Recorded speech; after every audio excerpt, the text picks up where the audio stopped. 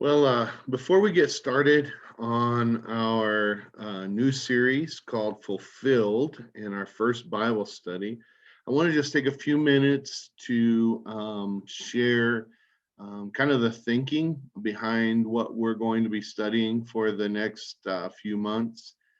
We've just finished an incredible series called Return, about the return from exile of the Jews returning to Jerusalem primarily, but also the surrounding areas of Judah and Benjamin. We've had a great study, and I believe that God's going to do the same sort of work in this series that He did in the last series.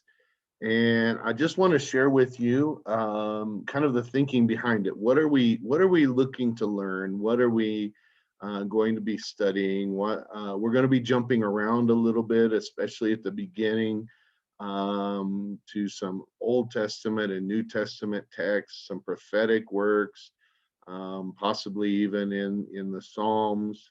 And then we're going to go into a study in the Gospel of John. Um, First of all, we're approaching the Advent season. So the first study in the book of, or in the Fulfilled series is going to be on November 4th. So just a few weeks before the beginning of Advent, which usually starts around Thanksgiving time and encompasses the Sundays leading up to Christmas. And that's Advent is a time of expectation for the coming of Christ. And every time we do a study of Advent, we talk about the fact that in the Old Testament, the Jews were expectant of the coming of the Messiah. And the reason they were expectant and really urgently expectant was because they were often in bad situations. They were often ruled over or in slavery or in exile.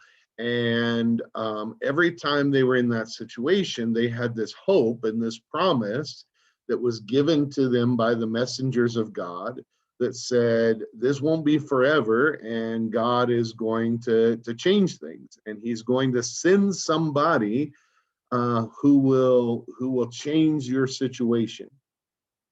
And so, of course, we know that when Jesus came, many of them did not really respond to His teaching and His life and put their faith in Him. They didn't see Him as the Messiah, even though the New Testament writers spent a lot of time devoting themselves in their writings to how Jesus had to be the Messiah because He fulfilled the prophecies that were given that pointed to Him. So now, when we talk about Advent, we don't just talk about the Jews and their expectation. We also talk about our sense of expectation at the coming of the Messiah as we lead up to Christmas in the short term, but even more so, we are expectant of His return. And at some level, if we have not yet received Him, we are expectant of what the Messiah can do if He comes and becomes present in our lives. So, we always we live in this what they call already not yet, this time in between where the promise has come, but the fulfillment, the completion of the promise is still coming. And that's kind of the way we live in this world, particularly as we await the second coming of the Messiah, of Jesus. So in this time, as we study Fulfilled, it's going to sort of encompass Advent, but we're going to spend a lot more time. So rather than spending about 4 or 5 weeks studying Advent as just a little part of our year, we're actually going to take a few months. We're going to start here before Advent, and we're going to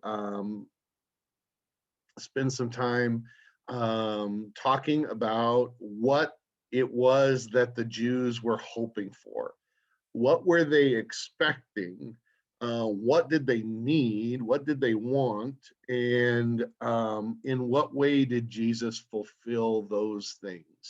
So he fulfilled the prophecies, but let me just say, if you're worried that we're going to spend, months studying tedious prophecies and showing how Jesus is the Messiah, um, I don't have a lot of interest in that. My trust is in Jesus.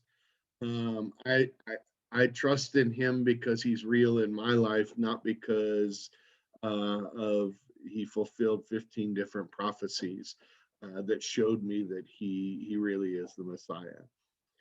So what we're going to spend time doing instead is talking about, first of all, the Jews and what they needed. Why were they so urgently anticipating this Messiah?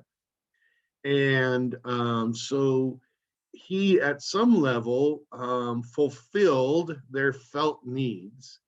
They were ruled over, they were hurting, they were poor, they were sick, and he brought healing and he brought help and he touched their needs that they knew they had. And he fulfilled prophecies. So the prophecies that I do want to look at are not, okay, well, it said he would be born of a virgin. Okay, it said he'd be born in this place. It said he'd come from this place. I don't know that those matter so much to us as when we talk about he was called Emmanuel, or when we talk about he was going to be wonderful counselor, mighty God, everlasting Father, things like that were talked about when we talk about who he's going to be. When we talk about the suffering servant, what does that mean? So what we're going to and so we're going to talk about how those things, how Jesus fulfilled those things for the Jews, but really the most important thing that we need to hear is how then does he fulfill us, and how then does he fulfill our emptiness, our needs, um, and not only did he fulfill uh, felt needs, but he fulfilled um, the needs that they didn't even know they had.